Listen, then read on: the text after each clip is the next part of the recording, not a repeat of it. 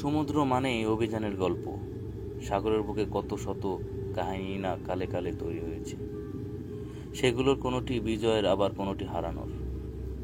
সাধারণ সেসব কাহিনীর পাশাপাশি সমুদ্রে ঘিরে রহস্যময় ঘটনার সংখ্যাও কিন্তু কম না।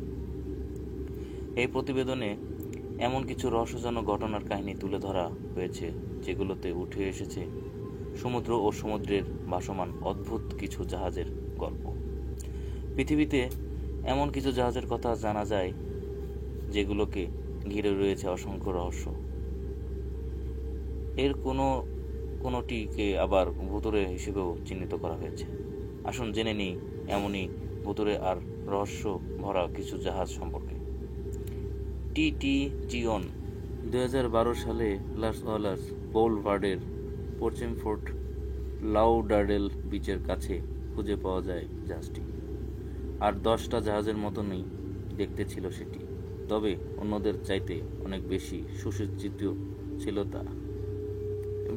বিশাল এই জাহাজটিতে যে একটা জিনিসের অভাব একে করে দিয়েছিল পৃথিবীর কাছে রহস্যময় তার আধার, সেটি হচ্ছে এর যাত্রী। অদ্ভুত শুনতে হলেও সত্যি যে এত বড় একটি জাহাজে ছিল না কোনো মানুষ কিংবা মানুষের চিহ্ন। সম্পূর্ণ খালি জাহাজটিতে টি জিওনের ভেতরে মালিকের মানিব্যাগ আর মোবাইল খুঁজে পাওয়া গিয়েছিল যদিও, তবে সে সূত্র ধরে খুব বেশি দূর এগোতে পারেনি গোয়েন্দারা। রহস্য রয়ে গেছে রহস্যই।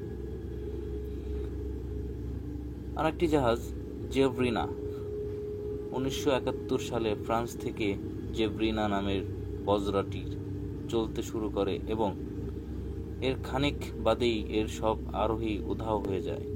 সে সময় এর ভেতর ছিল মোট 5 জন মানুষ। মনে করা হয় জার্মান এই ইউ-বোট এসে এর মানুষগুলোকে পাকড়াও করে নিয়ে যায়। তবে ইতিহাসে যেটাই হয়ে থাকুক না কেন, রহস্যময় জাহাজের তালিকায় নাম উঠে এসেছে জেভরিনাও। এ হলো দুটি জাহাজের রহস্যময়, পৃথিবীর রহস্যময় যত জাহাজ।